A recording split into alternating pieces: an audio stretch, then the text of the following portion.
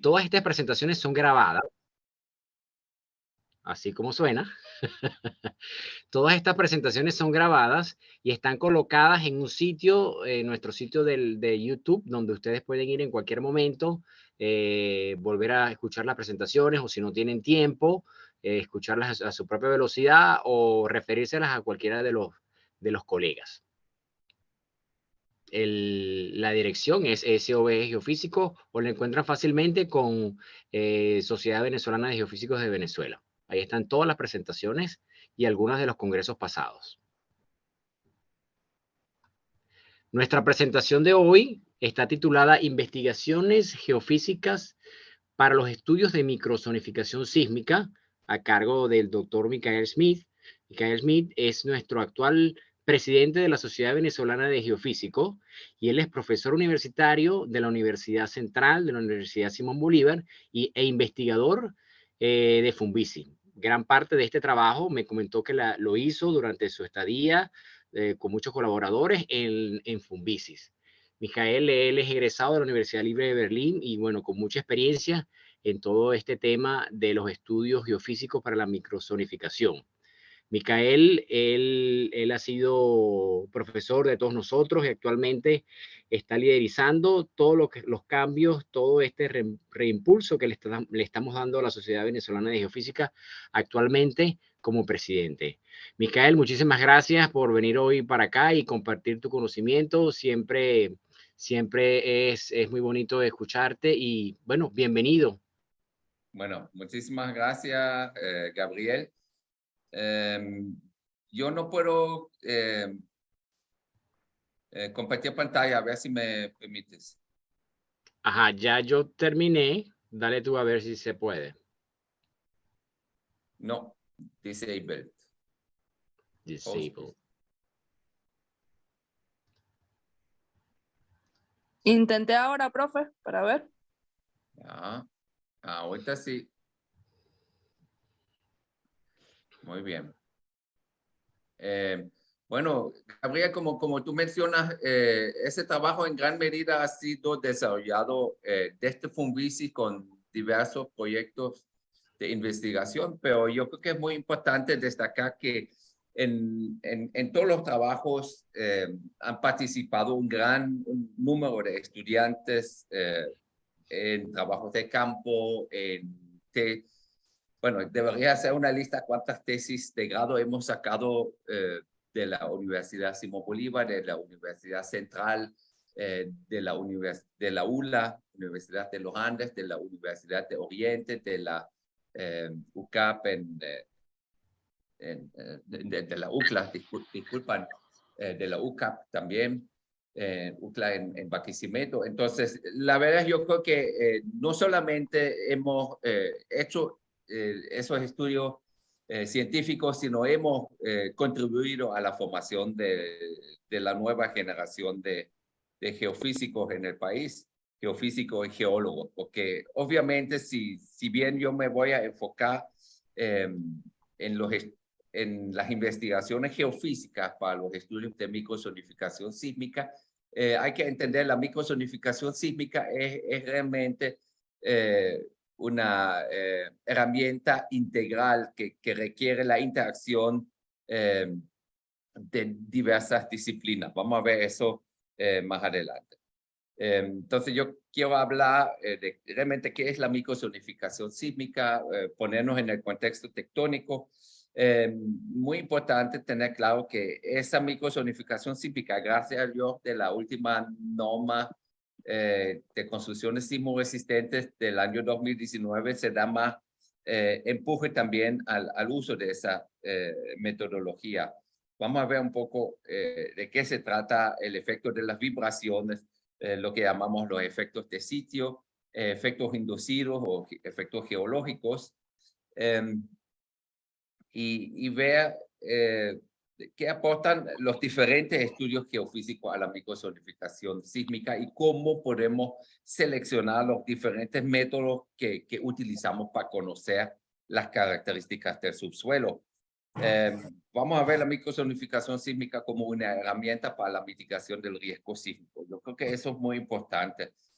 A veces sobre todo en el ámbito académico, nosotros nos enfocamos en presentar un buen resultado académico, pero nos despreocupamos un poco cómo ese resultado lo podemos utilizar. Yo voy a hablar un poco de esas dificultades que hemos tenido, no solamente nosotros, que hemos encontrado en esta investigación, y algunas sugerencias al final. Entonces vamos a ver un poco, por ejemplo, qué dice la norma, qué es la microzonificación sísmica. Es la identificación detallada en una ciudad o una región de las zonas de suelo con comportamiento vibratorio y efectos secundarios. Háblese deslizamiento, licuación, falla activa durante un sismo. Entonces, una ciudad no es homogénea en cuanto a su respuesta sísmica, sino realmente dependiendo de la característica del subsuelo, va a comportarse diferente. Vamos a ver algunos ejemplos también.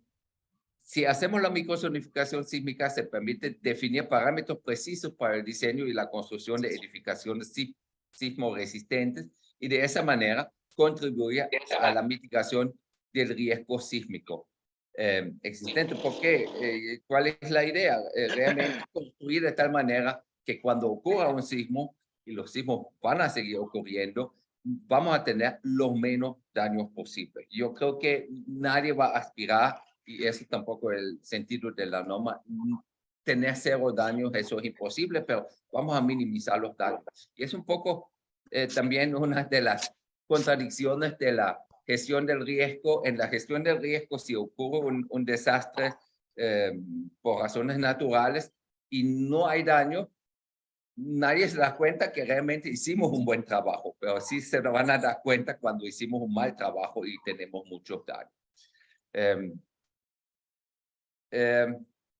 Y el estudio asociado a la microzonificación sísmica evalúa una serie de elementos, por ejemplo, la evaluación de la amenaza sísmica en roca, que en sí ya se ha hecho actualizado para la nueva norma, pero en cada estudio de microzonificación se detalla para la región.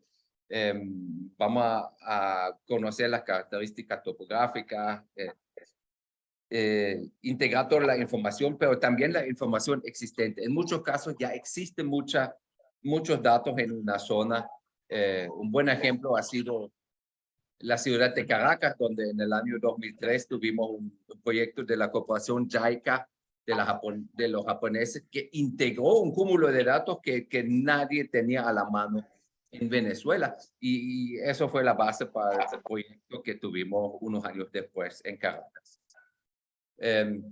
Podemos ver también que Venezuela tiene un elevado riesgo sísmico y la microzonificación sísmica es una de las herramientas para su mitigación y nos permite no solamente identificar o acertar las futuras construcciones, sino identificar también zonas donde podemos esperar más daños y donde podemos actuar en pos de la mitigación. Como dije, es realmente multidisciplinario, profesionales no solamente de la geociencia, geología, geografía, geotecnia, geofísica, sino también ingenieros civiles, ingeniería sísmica, arquitectos, planificadores urbanos, la gente de la alcaldía. Eso es muy importante. Voy a hablar un poco más de eso adelante. Instituto de Investigación en Universidad. Y por eso yo creo que es fundamental que los técnicos de la alcaldía llevan el liderazgo en esos proyectos. A veces lo hemos logrado, a veces no tanto. Bueno, disculpe. Vamos a ver algunos de los productos que esperamos. Ya hemos mencionado la amenaza sísmica, que es la parte. Cuando hablamos de la amenaza sísmica, sería el nivel de vibraciones que podemos esperar en una parte del territorio, sea el país, sea la ciudad. Ahí entran las fallas, la caracterización de las fallas, la sismicidad, pero entran también las características del subsuelo, que nosotros lo manejamos disculpen, sobre todo por dos parámetros. Un parámetro que vamos a escuchar repetidamente es el llamado VS30, que es el perfil de la velocidad de ondas de corte en los primeros 30 metros de profundidad. 30 metros, que son los 100 pies de los norteamericanos. Entonces, eso simplifica un poco la comparación de esos valores espacialmente. Y el otro elemento que nos enfocamos mucho es el espesor de sedimentos encima del basamento rocoso. Con toda esa información definimos microzonas. Esas microzonas van a tener características similares. Para ello detallamos, elaboramos espectros de respuesta. Vamos a ver más adelante qué es eso. Y se toma en consideración otros efectos como, por ejemplo, de la topografía, los efectos secundarios, potencial de licuación, peligro de deslizamiento, fallas activas, como vamos a ubicarlas también en los espacios urbanos. Muchas veces, eso ya depende del proyecto, del alcance del proyecto, pudiéramos también dar algunas indicaciones ya para la gestión del riesgo a través de la priorización de las edificaciones que hay que evaluar su vulnerabilidad y un eventual reforzamiento, como por ejemplo, es el caso de las escuelas en Venezuela. De las evaluaciones posteriores al terremoto de Cariaco, sabemos que hay unas 500 escuelas en Venezuela muy vulnerables que pueden colapsar si hay un sismo cercano.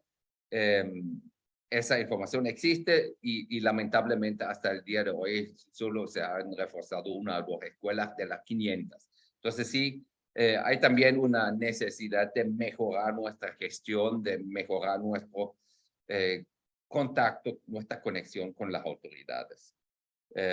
Y por último, en los últimos años yo me he enfocado bastante en ver cuál es la herramienta legal que realmente nos permite hacer uso de esa información. Y la principal herramienta realmente sería la ordenanza municipal, que va guiada por la norma de construcciones sismo resistente y posteriormente un plan de gestión de riesgo. ¿Por qué nos preocupa el riesgo sísmico en Venezuela y por qué hacemos microzonificación sísmica? Simplemente porque estamos en el límite de la interacción de dos placas, la placa del Caribe y la placa sudamericana, que se mueven relativamente con una velocidad de 2 centímetros al año. Eso en 100 años son 2 metros, entonces si se desliza, si se deslizaría 2 metros de un solo golpe, puede llevar a un sismo de magnitud considerable. Tenemos además ese bloque no andino, que es un bloque que se mueve hacia el noroeste, por ejemplo, que delimita la falla del Poconó. Las otras fallas más importantes son San Sebastián para el centro y El Pilar para el este. Y si vemos la sismicidad, que son los puntos rojos, anaranjados y amarillas por diferentes profundidades, vemos que precisamente la mayor parte de la sismicidad está asociada a esos sistemas de fallas que la podemos observar en superficie. Y eso, por ende, también nos determina la amenaza sísmica. A la derecha tenemos el mapa de la amenaza sísmica relacionada a la norma del 2001, que todo el mundo debe conocerla, donde hay diferentes zonas, y las rojas y amarillas son las zonas de mayor amenaza, evidentemente cercanas a la falla. Mientras que a la izquierda es un set de 3 mapas para la nueva norma del 2019, pero pueden ver también que la cercanía de las isolíneas de amenaza están mayor en la zona de las fallas. Esa amenaza es una amenaza que se maneja en la norma, una amenaza probabilística, que quiere decir, determinamos la probabilidad de que ocurran vibraciones de una cierta fuerza. Y para eso evaluamos las fallas y su cercanía, evaluamos las características sismológicas, evaluamos también cómo se atenúan las ondas en la medida que nos alejamos de la fuente, algo bien importante, por supuesto, más cercana a la fuente, más fuertes son las vibraciones, como por ejemplo lo hemos visto en Haití, en los sismos del 2010 y del año pasado. Y con eso determinamos unas curvas que nos dan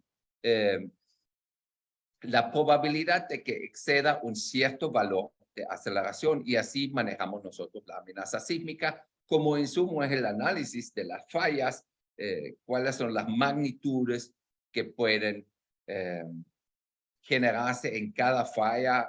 Acá vemos las rupturas en superficie de los sismos grandes en la región central y oriental del país, y eso es el insumo para la sectorización sísmica del país, y basada en esa sectorización, que hoy en día tenemos 60 sectores en el país. Para el mapa del 2001 solamente estaba diferenciado occidente, centro y oriente, entonces ya tenemos un mayor detalle en la evaluación, y ese el resultado es un mapa más detallado de amenaza sísmica. Pero esa amenaza sísmica es la amenaza en roca, como si estuviéramos en la superficie roca sólida. Entonces podemos entender que para muchas ciudades ese mapa solamente es como una guía, porque efectivamente no está aflorando la roca sólida en gran parte de las ciudades. Y podemos ver muchas diferencias que obviamente es más difícil leer ese mapa, pero podemos ver que eso nos proporciona bastante más detalle que el mapa previo del 2001. Y algunos ejemplos que hemos sacado, el ingeniero Hernández, por ejemplo, para la zona de los Andes, a la izquierda, estos son los llamados espectros de respuesta, que quieren decir que nos indica la aceleración que para cada periodo de vibración el ingeniero civil debe tomar en cuenta para el diseño de la construcción. Y podemos ver varias ciudades de los Andes. La línea punteada sería el espectro de la norma del 2001, y podemos ver que, por ejemplo, Mérida y San Cristóbal hoy en día se requiere mayor aceleración, mientras para otras ciudades como Barquisimeto y Trujillo eso puede ser menor. Eso para la zona sísmica alta en la norma antigua, y una zona sísmica intermedia en esa misma zona. Ahí tenemos, por ejemplo, Carora, que está ligeramente por debajo, pero otras ciudades como Vigía están mucho por encima. Entonces, ya tenemos esa herramienta con la norma Covenin 1756, construcciones sismo resistentes, que además dice que ciudades con más de 100,000 habitantes deben tener una microzonificación sísmica, y las autoridades municipales deben velar que esa se implemente en ordenanzas municipales. Específicamente para las ciudades donde ya tenemos los resultados listos, Caracas y área metropolitana de Barquisimeto, la norma dice que eso deben implementarse. Y en el futuro, si se generan otras microzonificaciones sísmicas, con el debido aval institucional, que en ese caso sería Funvisis, podemos implementar esas microzonificaciones. Si la microzonificación está debidamente avalada, los valores, los espectros en superficie reemplazan los espectros de la norma. Eso es muy importante, y eso nos da una guía directa en la ciudad. Y tiene algunas indicaciones cómo deben ser las verificaciones, cómo deben tomarse en cuenta las evaluaciones locales, por ejemplo, los resultados de las perforaciones geotécnicas, que en todos casos hay que hacerse. Nos indica alineamientos sobre cómo tratamos deslizamientos y cómo tratamos el potencial de licuación. Hay otro punto muy importante en la nueva norma, pero también lo estamos reforzando en las ordenanzas, que en las zonas de alta amenaza sísmica estamos restringiendo bastante las irregularidades en las construcciones, irregularidades críticas. Por ejemplo, este muy conocido efecto de la columna corta. La columna no puede moverse en toda su longitud, sino se ve restringida por una mampostería. Eso lo tenemos en muchas escuelas y es relativamente fácil resolverlo. Esto, cada vez que yo entro en el túnel del Valle en Caracas, veo un edificio que tiene justamente ese efecto, un entrepiso blando en el medio del edificio. Esas son irregulares, bastante comprometedoras para la seguridad de las edificaciones. Todo eso vamos a restringir en la nueva norma y la diferencia en las masas de las edificaciones. Las próximas láminas las voy a pasar un poco más rápido. Solamente quiero dejar constancia cómo en la nueva norma realmente se hace referencia a la microzonificación sísmica. Se definen en específico algunos métodos geofísicos, geológicos para determinar el espesor de sedimentos. Nos dice cómo debemos utilizar la información, si hay información de la profundidad de algunos estudios previos, hay que utilizarlos, cómo tratamos el tema de las laderas, el peligro de deslizamiento, el potencial de licuación y la cercanía de fallas activas. La cercanía sería si mi edificio está justamente encima de una falla que se mueve y puede romperse el edificio por esas fuerzas. Vamos a acercarnos un poco a los dos temas fundamentales en la microzonificación. Uno son los efectos de sitio y el otro son los efectos inducidos o geológicos. El efecto de sitio está tomando en cuenta que nuestro terremoto ocurre en una fuente, normalmente una falla, y en el camino, como ya lo mencioné, se va a ir atenuando. Es decir, ya cuando llega al sitio, la vibración va a ser menor. Sin embargo, por las configuraciones del sitio, pudiera volver a amplificarse esas vibraciones y cambiar su contenido frecuencial. Entonces, ahí nos puede generar otra vez amplificaciones importantes y amplificaciones posiblemente en otro rango de frecuencias. Ahorita vamos a ver qué implica eso. Un ejemplo, por ejemplo, de mediciones. Esos son réplicas del terremoto de Loma Prieta de 1989 en California, en una cuenca sedimentaria. Pudiera ser Caracas si hubiéramos instrumentado Caracas en el 67 o si lo tuviéramos instrumentado para el próximo sismo que en algún momento viene, no sabemos cuándo. Estoy casi seguro en los próximos 50 años, si lamentablemente vamos a tener que contar con un terremoto considerable en Caracas. Entonces, las estaciones sobre roca tienen poca amplitud y poca duración de la señal, y las estaciones que están dentro de la cuenca sedimentaria, vemos cómo se amplifica la onda y cómo se prolonga en el tiempo, y vemos también, tal vez no tan claramente acá, que las frecuencias son más bajas, y frecuencias bajas son más dañinos para edificios altos, porque edificios altos propiamente vibran con una frecuencia más baja. Eso lo vimos muy claramente en el terremoto del 67 de Caracas, donde colapsaron 4 edificios, pero también fueron dañados más de 200 edificios de altura intermedia, 10 a 15 pisos más o menos, como este edificio Mijagual, y todos esos edificios estaban ubicados en el este de Caracas, en una zona donde sabemos, ya en la fecha se estudió, es un mapa del 68, que hay un espesor, en aquel entonces se pensaba 250 metros aproximadamente, hoy sabemos que son como 350, casi 400 metros de espesor de sedimento. Eso genera amplificación en periodos bajos. Otros elementos que maneja la norma es la nueva clasificación de sitios en función del BS30. Acá tenemos los detalles de las diferentes clases. muy parecido a otras normas internacionales.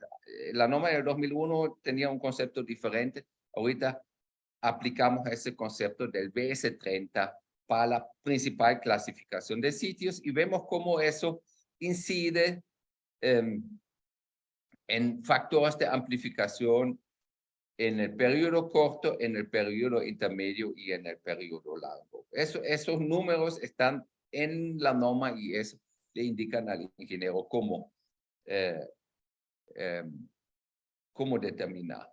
Y ahí la norma también nos da precisamente algunos métodos geológicos, geotécnicos, geofísicos para determinar ese BS30.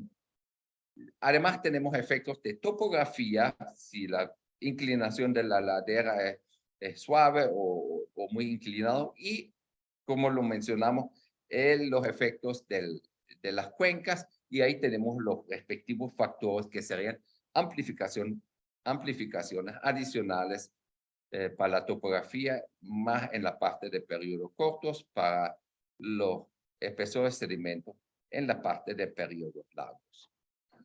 Y por último, los otros efectos que tenemos son los efectos inducidos o efectos secundarios, efectos geológicos, deslizamientos, como acá decimos de Caracas 67, la licuación del suelo, acá una imagen del sismo de Cariaco 1997, o la expresión de fallas en superficie donde puede romper alguna estructura.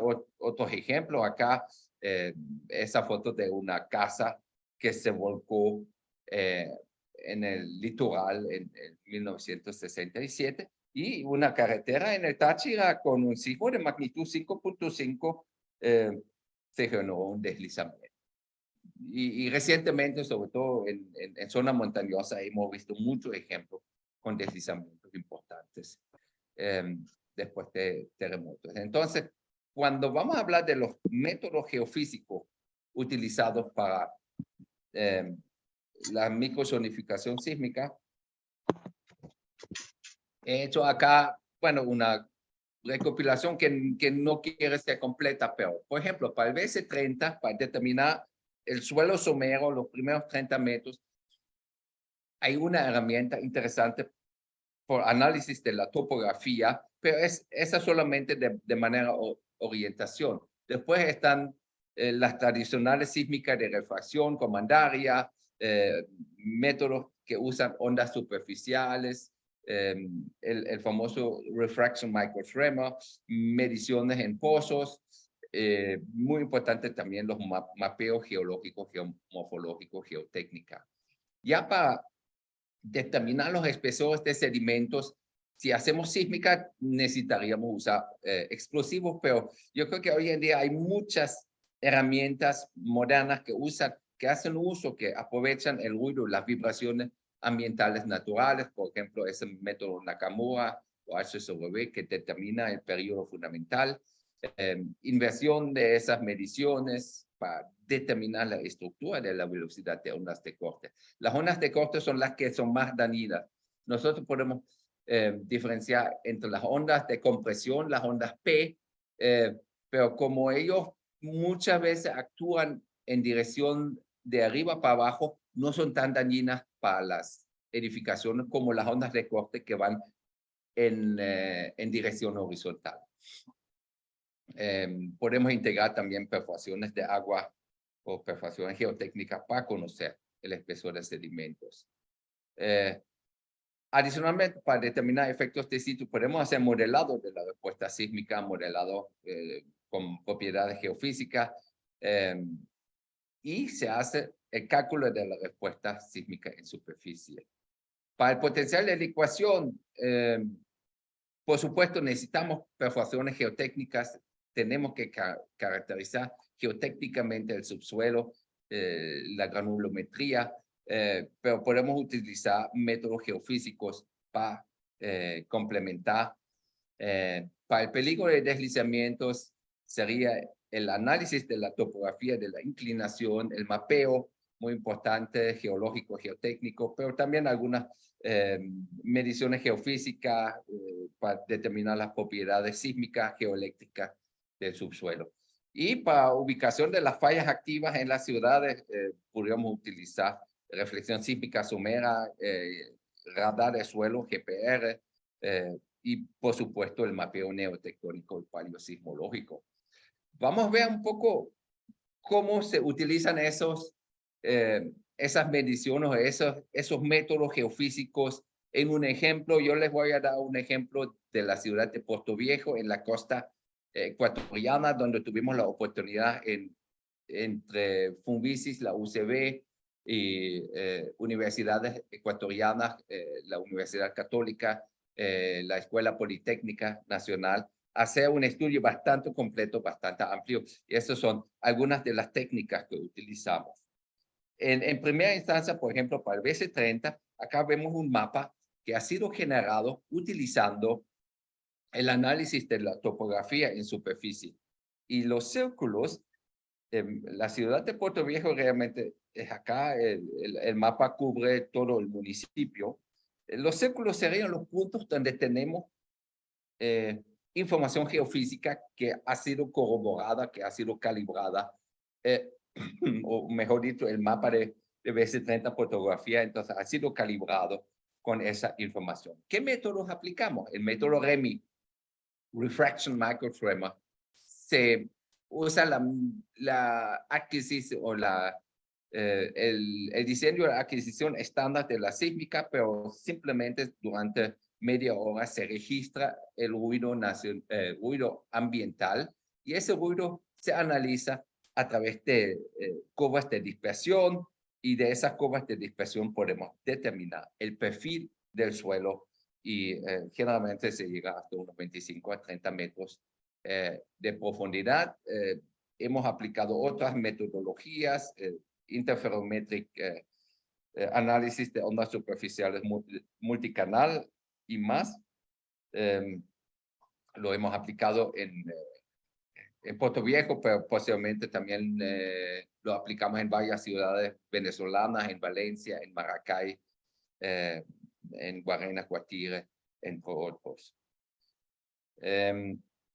Y con toda esa información se saca lo que es el mapa de BS30 y si, no sé si se logra ver, los valores acá llegan hasta valores por debajo de 200 metros por segundo, que quiere decir que son suelos muy blandos, suelos de una procedencia sedimentaria, fluvio, lacustre, que son realmente muy blandos.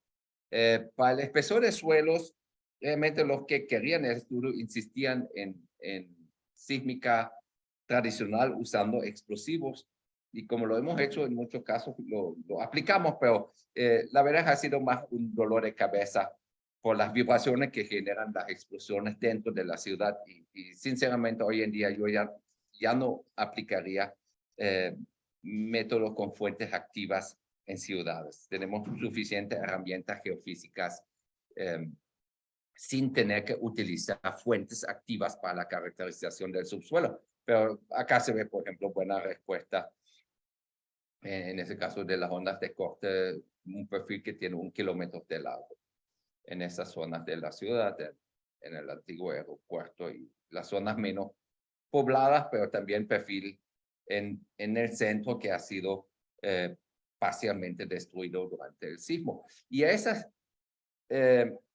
esos datos también le aplicamos análisis tipo ondas superficiales, análisis multicanal de ondas superficiales.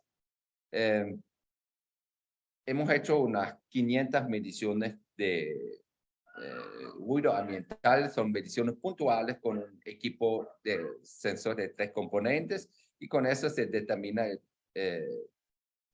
el periodo fundamental que está en el orden de 1 segundo. No es tan alto porque realmente tampoco el espesor de sedimentos es tan grande que realmente lo determinamos con un modelado gravimétrico. Acá vemos toda la adquisición gravimétrica que hicimos, un modelado 3D y acá un ejemplo de un perfil a través de la ciudad que vemos que hay unas formaciones que son unas lutitas, son bastante blandas, no es un basamento rocoso firme como lo tenemos, por ejemplo, en Caracas, con la formación Las Mercedes, la formación Las Brisas. Este prácticamente en sí es un sedimento y el basamento sísmico lo tuvimos que ubicar dentro de esa formación de lutitas. Pero con el modelado 3D, entonces podemos dar una visión espacial de la profundidad de sedimentos. Resulta el mapa de espesores de sedimentos con la integración de esas diferentes técnicas geofísicas. Si el tiempo nos permite, voy a también dar algunas ideas de qué se había hecho en Caracas, pero ya una década antes. Hemos hecho ese modelo de BS30 utilizando el mismo método Allen y White de topografía, pero dentro del valle hemos utilizado una recopilación de unas 5.000 perforaciones geotécnicas de Piero Feliciano. Unas 2.000 mediciones de ruido ambiental nos ha permitido sacar un mapa detallado de periodos fundamentales. Acá llegamos a periodos hasta 2 segundos. En el este de la ciudad, la zona más afectada, y vemos que tenemos un espesor de hasta 360 metros de sedimentos. Esos espesores después los clasificamos en 4 grupos, 60, 120, 220 y más de 220 metros. Posteriormente, ya en el año 2017, aplicamos inversión de esos datos de ruido para sacar el perfil de velocidad de ondas de corte. Entonces ya tenemos una mejor idea hoy en día sobre el contenido de los sedimentos dentro de la sierra a través de ese análisis geofísico de esos datos. Idealmente se hace un modelado también de la propagación de las ondas, en ese caso, por ejemplo, para determinar los efectos de cuenca, y vemos que realmente destaca que en esa parte este de la cuenca hay una gran acumulación de energía. Ese fue un resultado de una tesis doctoral de colegas de Francia, hecho en el 2007. Con toda esa información tenemos el perfil de suelo, tenemos diferentes grupos de BS30 y de espesores, y con esos grupos de BS30 y espesores, los perfiles individuales, en unos 150 sitios, se sacaron los espectros de respuesta. Acá solamente vemos un ejemplo, la línea azul es el espectro en la zona más profunda, y vemos cómo eso supera como en un 50% el espectro de la norma. Entonces, con esos nuevos espectros estamos en capacidad de realmente determinar mucho mejor la amenaza sísmica en la zona, en las diferentes zonas de la ciudad.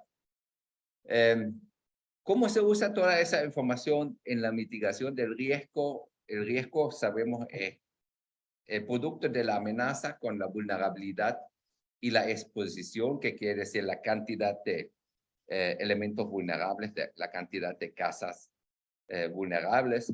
En la amenaza es la que podemos determinar nosotros como geofísicos, como geocientíficos, geólogos, interactúan, por supuesto, ingenieros sísmicos. La vulnerabilidad ya es el tema de la ingeniería y los cambios de la exposición, prácticamente los planificadores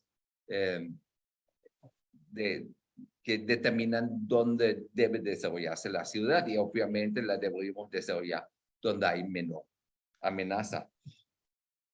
Ya había mencionado que las ciudades de más de 100.000 habitantes deben tener una microzonificación sísmica y hay que implementarlas.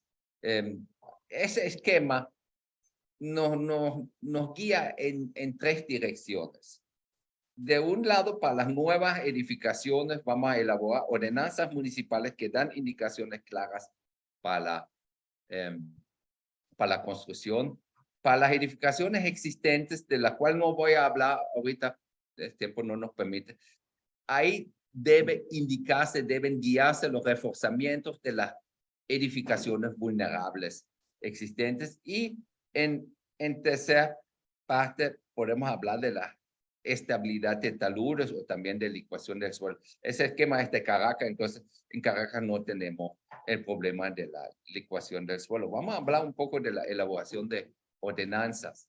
Y les voy a dar acá un ejemplo de la línea de tiempo. El estudio de microzonificación lo elaboramos en los años 2005 a 2009.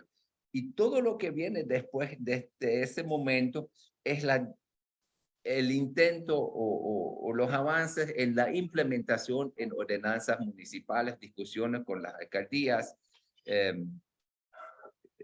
Finalmente, la primera ordenanza en Caracas son 5 municipios. En Libertador la tuvimos primero en el 2018, y Sucre y El Hatillo siguieron en el 21, y nos falta todavía Chacao y Baruta, que espero este año se haga, pero después falta darle vida a través de planes de gestión de riesgo. Entonces pueden ver que mucho más allá del trabajo geofísico propio, la microzonificación sísmica requiere un trabajo fuerte de gestión que permite implementar esa información. Y por ejemplo, para la parte de estabilidad de taludes, esa información puede ser usada muy bien para la planificación urbana.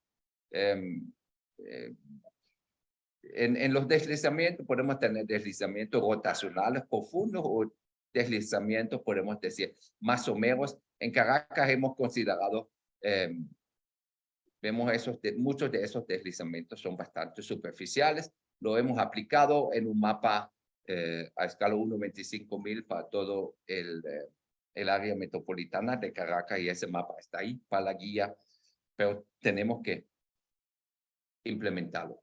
Para la parte de licuación, vuelvo al caso de Puerto Viejo. Realmente usamos un bosquejo que hizo el profesor Singe al comienzo, que nos orienta un poco cuál es la situación geomorfológica de esa ría, de ese antiguo estuario marino con sedimentos muy blandos. De ese bosquejo fuimos al mapeo geomorfológico. En azul son esos sedimentos fluvio marinos. Las perforaciones geotécnicas que hemos hecho determinan el espesor el potencial del material licuable. Acá en rojo son espesores entre 15 y 20 metros. De los 30 metros de perforación, 15 a 20 metros tienen un alto potencial de licuación. Entonces, ahí deriva el mapa del potencial de licuación del pueblo, y esa información fue utilizada. Esa es la zona de altísima potencial de licuación en la ciudad de Puerto Viejo. Y, por supuesto, con toda la información previa se han elaborado los aspectos. Yo pude verificar en un viaje que hice en octubre a Puerto Viejo que lamentablemente no están utilizando esa información que ha sido elaborada a solicitud del municipio, pero por alguna razón que todavía trato de destrabarlo, no se está usando esa información. El otro punto serían las fallas en superficie. En ese mapa de microzonificación de Barquisimeto Cabudare, esas líneas que no se ven muy bien serían las fallas. En ese caso, la falla del Boconó. Entonces, a esa falla se le asigna una franja, y dentro de esa franja rigen especificaciones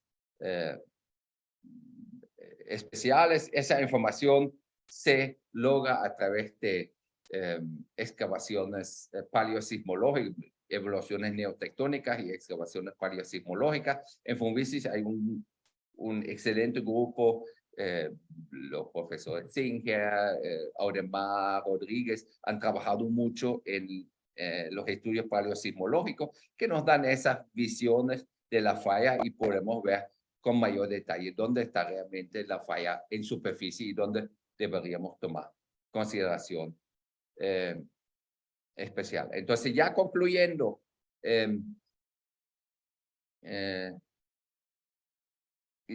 podemos hacer desde el punto de vista de microzonificación sísmica para contribuir a la mitigación del riesgo sísmico, más allá de la discusión cuál es el método más adecuado. Yo creo que ese método hay que definirlo en función de la capacidad del grupo que está trabajando, de la disponibilidad de equipos, etcétera. Por ejemplo, tuvimos una discusión muy fuerte en Quito con los colegas si usamos o no el refraction microtremor. Y bueno, realmente ya son detalles, pero yo creo que lo que deberíamos tratar de entender desde el punto de vista de los parámetros geofísicos, las diferencias de primer orden. Entonces, ¿qué necesitamos? Un plan nacional de microzonificación sísmica, que lo tuvimos, pero no lo seguimos. Tenemos que generar las ordenanzas municipales y también los planes de gestión de riesgo. En Caracas tenemos varias ordenanzas que no han sido implementadas, no han sido utilizadas. Tenemos que conocer la vulnerabilidad de las edificaciones existentes, porque eso van a seguir estando así, y hacer reforzamientos sísmicos. Un punto clave, por ejemplo, las escuelas vulnerables. Vamos a prohibir las irregularidades críticas y sobre todo, con la implementación de la microzonificación sísmica, vamos a generar más conciencia sobre el problema sísmico. Hoy en día, como no ha temblado en 50 años prácticamente, el problema sísmico está muy en tercer orden. Tenemos que hacer cumplimiento de las normas. Las normas son buenas, pero solo aplicándolas podemos disminuir el riesgo sísmico. Ahí me preocupa muchísimo las zonas informales, los barrios. Obviamente, como vivo en Caracas, me preocupan los barrios de Caracas con edificaciones de 3, 4, 5, 6 pisos, absolutamente inviables en caso de un terremoto. Entonces, ahí necesitamos un gran esfuerzo. Yo creo que hay que hablar claro, esas edificaciones no las podemos reforzar, las tenemos que demoler, tenemos que buscar sustitución de viviendas. Pero obviamente, ahí ya entramos en temas políticos. Tenemos que cumplir la norma COVENIN de edificaciones de construcciones sismo resistentes y tenemos que, adaptado a cada caso, definir estrategias de mitigación. Hemos hecho una compilación para un atlas que Fonvisis está sacando para sus 50 años de fundación. Y si vemos las ciudades donde tenemos algunos avances en rojo o donde ya tenemos bastante avance, que son los municipios en amarillo, y las zonas donde ya tenemos las ordenanzas estarían acá en Barquisimeto y Caracas en verde. Y podemos ver que esas zonas están prácticamente siguiendo la falla. Entonces, sí hemos avanzado con diferentes niveles de avance, pero yo creo que falta un largo camino por recorrer y la geofísica puede contribuir mucho en este camino en conjunto con otras disciplinas, con la geología, con la ingeniería sísmica. Bueno, hasta acá los dejo y acá abajo están mis coordenadas si quieren contactarme y estoy abierta a cualquier pregunta que tengan.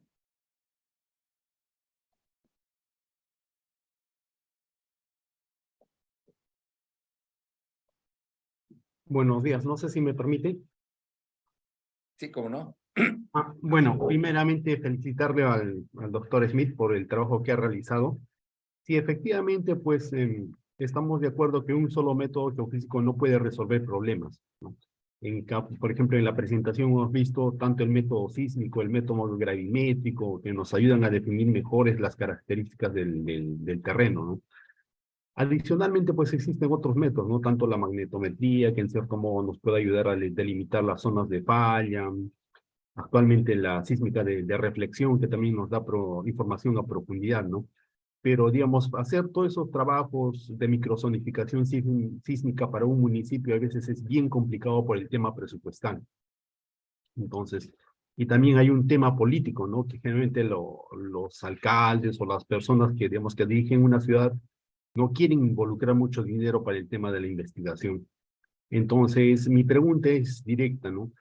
¿Cuál sería, digamos, un método simplificado, ¿no? Que en cierto modo cualquier personal geofísico, cualquier ingeniero geofísico podría plantear a una municipalidad al menos para tener una caracterización sísmica de una zona, ¿no? Por ejemplo, he visto bastante los métodos pasivos, ¿no? Y mi pregunta sería, ¿cuánto tiempo sería el tiempo de observación que han usado digamos, y los problemas que hayan tenido en la fase de procesamiento? Bueno, hay varios temas que de ahí derivan. Yo estoy muy de acuerdo contigo los métodos que hacen uso de las vibraciones ambientales hoy en día han tenido tanto desarrollo que lo podemos perfectamente emplear. Son rápidos, son más económicos.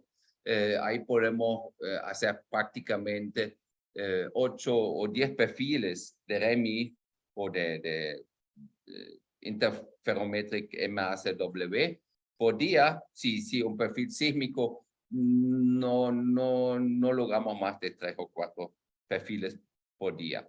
Entonces, yo creo que eso nos da también economía, nos da la posibilidad de sacar información en muchos sitios, tener una buena información detallada, integrarlo con métodos aproximados, como por ejemplo el análisis de la topografía, de manera de tener el mejor modelo posible con los recursos disponibles. Pero no solamente es la cuestión de los recursos. Tú mencionaste los alcaldes y ahí tenemos un problema que normalmente la vigencia de una alcaldía son 4 años. Es decir, el periodo de entre la elección y la próxima elección. Y yo creo que ahí hemos fallado mucho. A nosotros nos ha tomado muchas veces más tiempo que esos 4 años, entonces llegamos con el producto cuando ya el alcalde que inició el trabajo no está. Entonces el nuevo alcalde tiene otras prioridades, no se enfoca en el riesgo sísmico y queda ese resultado colgado en el aire. Entonces yo creo que mucho más importante que realmente el detalle, ¿cuál es el método que uso? Bueno, ese a veces a criterio de cada investigador es que estemos muy claros de los tiempos de ejecución. Yo creo que la evaluación geofísica en cualquier ciudad la pudiéramos hacer dentro de un año si lo planificamos bien, si tenemos muy bien nuestra meta, qué es lo que necesitamos, cuál es la información que aspiramos y de esa manera tener un producto dentro del lapso de la de una alcaldía. No sé si con eso he respondido tu pregunta. Sí, muchas gracias.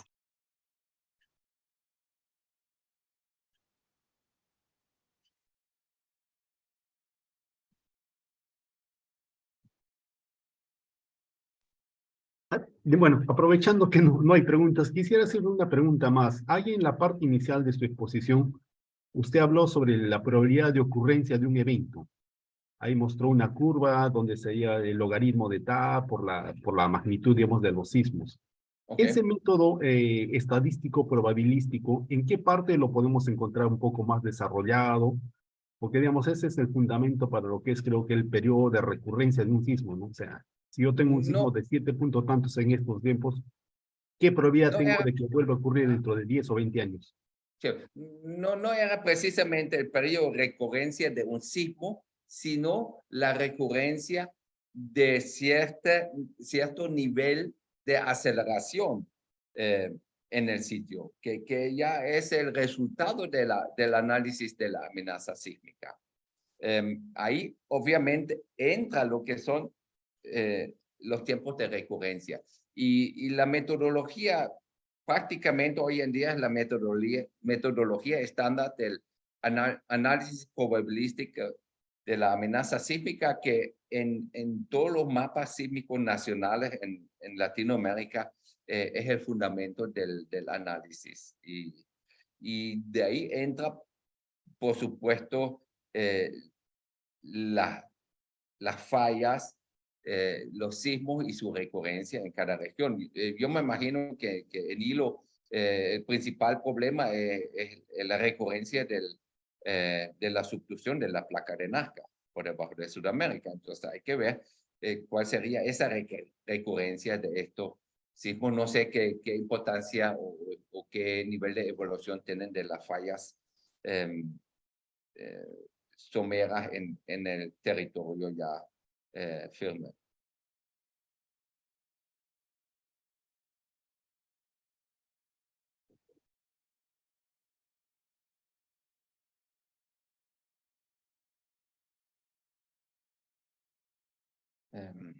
Hola, Michael. ¿Cómo está, Marisela? Bueno, Michael, muchas gracias por tu presentación. De verdad, excelente. Y eh, como alguien que vivió en Caracas en algún momento, un poco preocupante ver algunas de las zonas, cómo algunas de las zonas de riesgo están directamente relacionadas con zonas en donde hay, bueno, hay bastante, digamos, construcción, ¿no?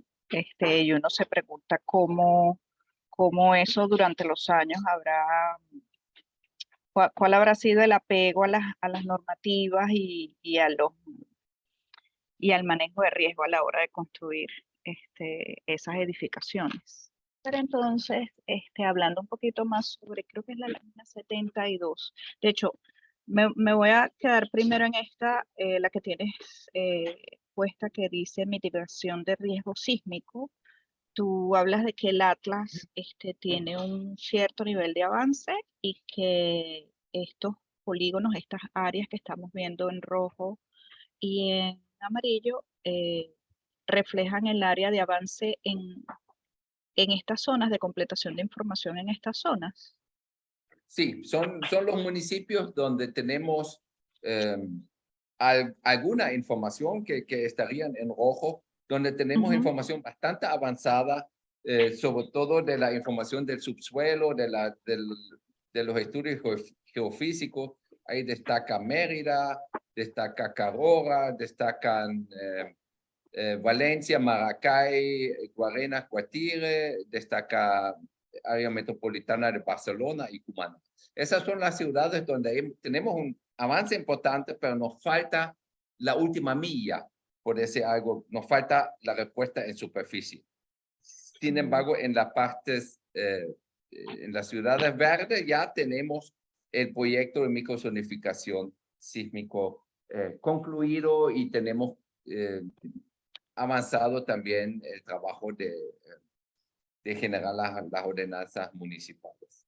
Yo espero en los próximos, ese gran municipio que es Carora, o el municipio de Torres, mejor dicho. Bueno, realmente ahí solamente tenemos información detallada para la ciudad, que es un pequeño puntico, pero bueno, esa sería información reflejada a nivel de municipios, ¿ya? Pero yo tengo la esperanza que por lo menos los municipios en amarillo, si logramos definir para este año un proyecto que nos permite finiquitarlo, yo tengo la esperanza que eso lo pudiéramos terminar. Ya los otros municipios que están en rojo o que ni siquiera tienen color, yo creo que eso ya va a ser para la próxima generación. Esto va a requerir un poco más tiempo, un poco más enfoque para finiquitar las ciudades. Pero en todas tenemos algún nivel de conocimiento del subsuelo, de la información. Se han hecho mediciones de ruido ambiental o algunas mediciones más someras también. Y yo creo que conecto este mapa con un mapa que presentaste, creo que fue al principio de la presentación, en donde tú muestras la distribución de los riesgos. Es un mapa que divide Venezuela en unas zonas de riesgo, en donde tienes los colores amarillos, rojos, creo que es esta. Ajá, Sí. amenaza sísmica, ¿no? Entonces tú Sí. tienes estos Sí. estados al oriente de Venezuela, la región al oriente de Venezuela, Sí. como una zona identificada de alta amenaza. Y entonces cuando veo el atlas, tú presentas el atlas del centro al este. Entonces, No, en Oriente tenemos algunos avances. Tenemos avances en Barcelona, área metropolitana, Barcelona, Cumaná, Carúpano, Cariaco, pero tienes toda la razón. Habría que hacer un esfuerzo importante en Oriente. Y te digo una cosa, si bien ya en el mapa del 2001 el Oriente está con la mayor amenaza, pero ese nivel de amenaza era, para darte un valor, 0,4G. En el nuevo mapa que acompañó la norma del 2019, ese valor puede llegar hasta 0,6G, es decir, un 50% más alto que que se había definido en el 2001. Entonces, con más razón, te doy la razón, hay que hacer estudios de microzonificación sísmica en el oriente del país, prioritariamente, pero también en toda la zona andina. Hemos visto que la zona andina, ya la nueva evaluación de amenaza nos da una alta amenaza, y por supuesto la zona central, pero en una zona altamente poblada. Y esas son las zonas que hay que priorizar, sin lugar a duda. Ok. Gracias, Michael. Vale.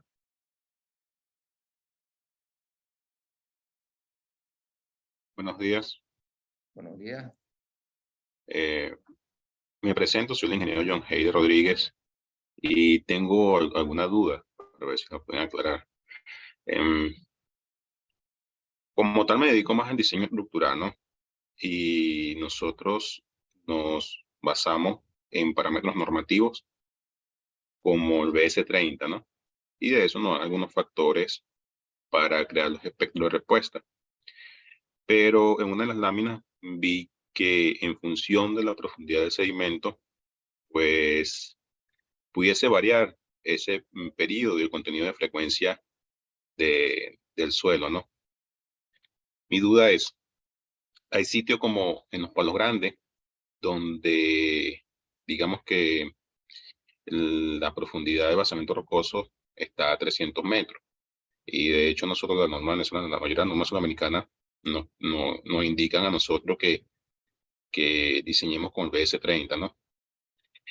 Entonces, si nosotros estamos solamente diseñando hasta los 30 primeros metros de profundidad, pudiésemos estar diseñando en zonas con riesgo sísmico si por no tener digamos que esa información sean espesores superiores a los 30 metros. Totalmente de acuerdo, ingeniero. Muchas normas, incluso a nivel mundial, no toman en cuenta el espesor de sedimentos. Y nosotros, la verdad, lo sufrimos en carne propia en el 67. Y sinceramente, Caracas ha sido un ejemplo prácticamente a nivel mundial para esos efectos de sitio por una cuenca sedimentaria. Pero esa cuenca sedimentaria, yo creo que es muy importante tener claro, tiene efectos 3D, porque si vemos el efecto solamente del espesor de sedimentos, el factor, acá tenemos factores de 300 metros, 1.1 o 1.3, sería un 30% más para largos periodos, pero para periodos intermedios solamente un 10%. Y eso todavía no nos explica los daños del 67. Entonces realmente vamos a tener que ir, yo no sé dónde está esa lámina, así más adelante. Lo que hemos hecho, por ejemplo, en Caracas es esto. Hemos hecho una propagación de las ondas sísmicas en 3D, tomando en cuenta la forma de la cuenca. Y ahí se determinó esos valores de amplificación para la zona del este entre Country Club y los Dos Caminos, o también para la zona de San Bernardino.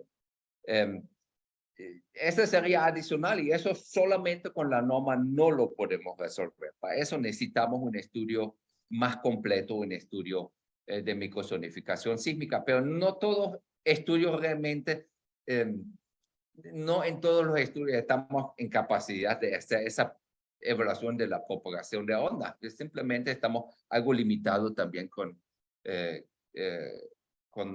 nuestra capacidad de personal, pero por lo menos es un paso en la dirección correcta. Estamos conscientes de esos efectos, lo estamos tomando en cuenta ya en la norma con parámetros, con la evaluación de la respuesta en superficie podemos dentro de los proyectos de microzonificación sísmica, darle más importancia a esos aspectos.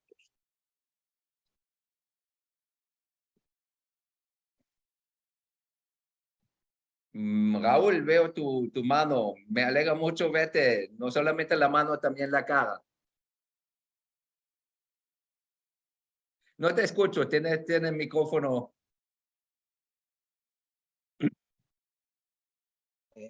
Aló, ¿me oyes? Te escucho perfectamente. ¿Qué tal, Michelle?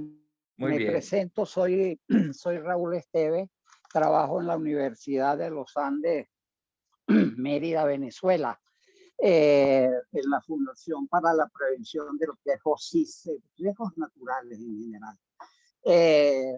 Michael, tengo más que una pregunta, un pequeño comentario, si se me permite, que se refiere a que yo siento que el sector académico ha hecho su trabajo razonablemente bien.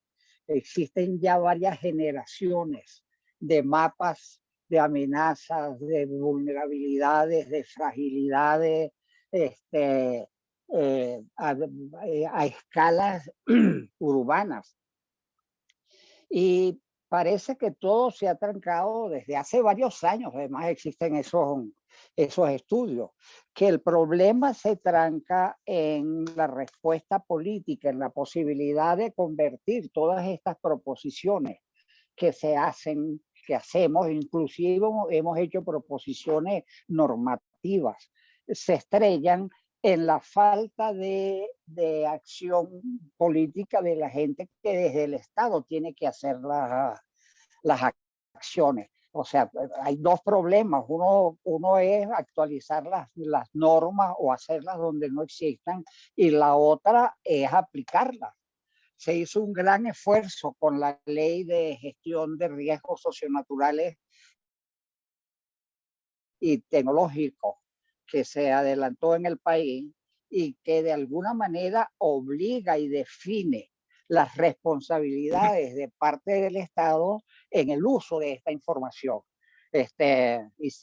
inclusive con consecuencias civiles y penales, pero no se ha logrado suficiente interlocución con el sector del Estado, que sería el encargado de aplicar y hacer valer esas normas. Y de parte de la población, la responsabilidad es muy variada de parte de nosotros, los académicos y de la población, en reclamar los derechos que establece esa ley de parte del Estado, en el sentido de garantizarnos seguridad, no solamente frente al crimen y la delincuencia y a estas cosas, sino frente a las amenazas naturales.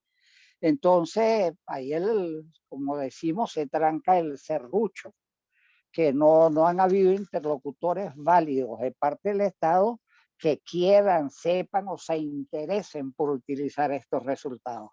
Gracias. Bueno, muchas gracias, Raúl.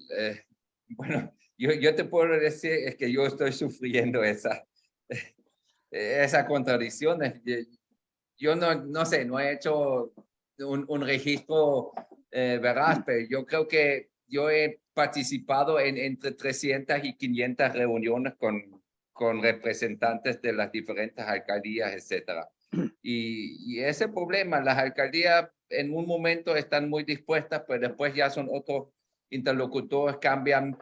Ahí, por ejemplo, es el Consejo Municipal que tiene que hacer la parte de legislación, cambian los integrantes cada año o cada 2 años, dependiendo. Entonces es muy difícil, que no hay una continuidad en esos interlocutores y se nos hace muy difícil a los académicos. Y obviamente yo vengo de la parte académica y estoy tratando de ver cómo yo rompo ese paradigma que desde la academia no somos capaces de generar la gestión. Y tú bien lo sabes, si la ley se promulgó en el 2009 de gestión de riesgo, muy poco se ha hecho para darle vida a esa ley.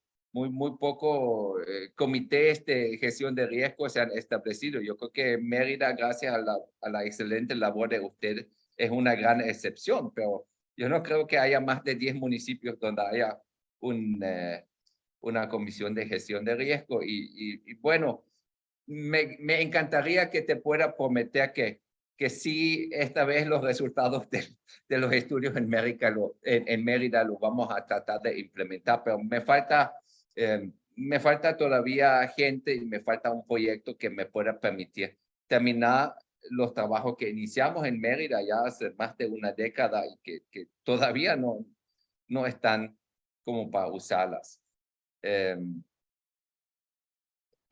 Bueno, no sé, si tienes una buena idea cómo destrabamos eso, siempre sabes que está muy bienvenido cualquier iniciativa. Me alegra mucho verte, la verdad. Muchos saludos. Tengo acá una mano de Renzel Hernández. Muy buenos días, doctor. Muy buenos días. Le reitero lo que le dije en el año 2014 en el coloquio de la Universidad de Carabobo. Recuerde que yo soy de San Felipe, del estado de Yaracuy. Quisiera saber si han, digamos, desarrollado un plan de trabajo para esta región. Esa es una breve pregunta. La segunda es que en los mapas donde aparecen reflejados los epicentros en la zona cercana a Morón, se ve como un patrón, digamos, circular de distribución. Centro y un espacio vacío en el centro. Pregunto, ¿es un patrón de onda que se da en esa zona? Podríamos Disculpe. un sismo fuerte, digamos, hacia ese sector.